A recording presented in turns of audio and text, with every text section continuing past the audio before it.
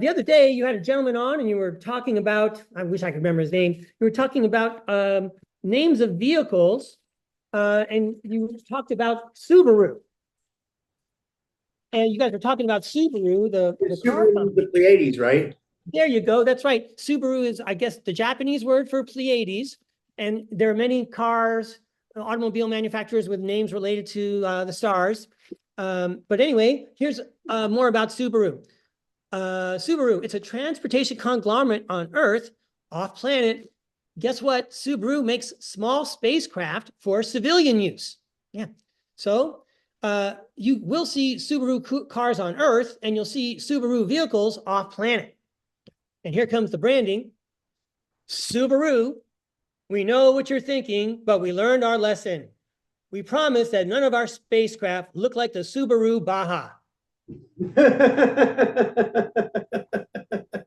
That's hilarious, man. Thank you, Rob. And now, if it's all right, I got like a list of corporations that might surprise people to learn that Ray thinks they're off planet. So BlackRock.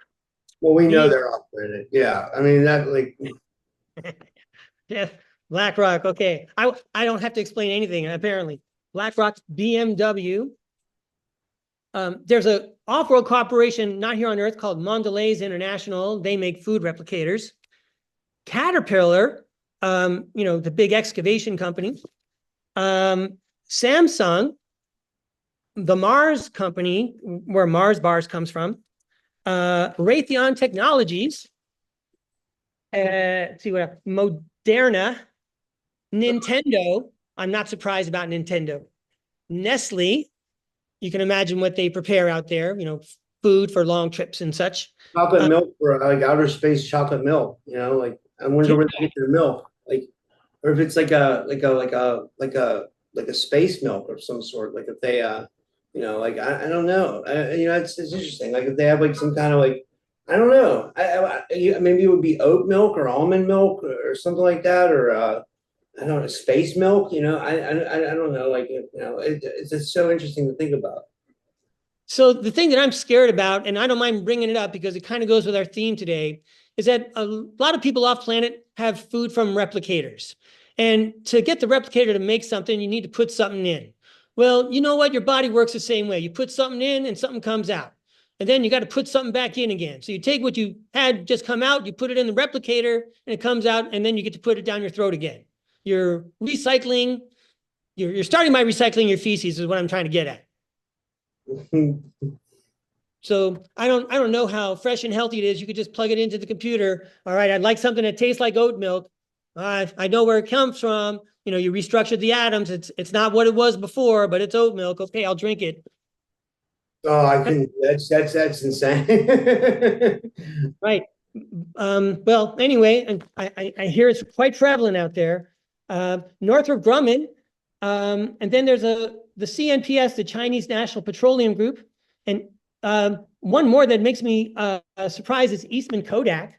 When I was growing up, it looked like Kodak was going to get like was going to end up like Circuit City or something. Is that the right? It was going to end up like Radio Shack because no one was going to use film anymore. But apparently, Eastman Kodak is still operating successfully off planet. Maybe you want to go to the chat first. You want, yeah. People are just laughing. People are saying that about the milk, blue milk, cricket milk. Joe says Toronto, Canada. Hi, Joe from Toronto. Jason says time to reload the food replicator. Yeah. And now a few compliments for you, Rob. You're such a humble guy, and I don't want to embarrass you, but nevertheless, a lot of your viewers would probably agree with some of this stuff. Okay, so I think that some school is going to award Rob an honorary doctorate just on the information Rob has brought us about Sitchin and the Anunnaki. Rob is incredibly well versed on this material. Not only does he know what everyone else knows, but he has learned from pioneers outside of the mainstream, and he keeps their work alive. Just the podcast he's done when he showcases his expertise would be enough for a panel to award Rob an honorary doctorate. Any young people out there who think they want to get a degree in Anunnaki studies, Rob left you a present. Watch the Typical Skeptic podcast, where he interviews the people who were there making this knowledge happen. Start writing your commencement speech, Rob. Some school is going to come a-calling for you to speak. You know, it was once said of late night TV host Johnny Carson that no one ever spoke to more people in human history.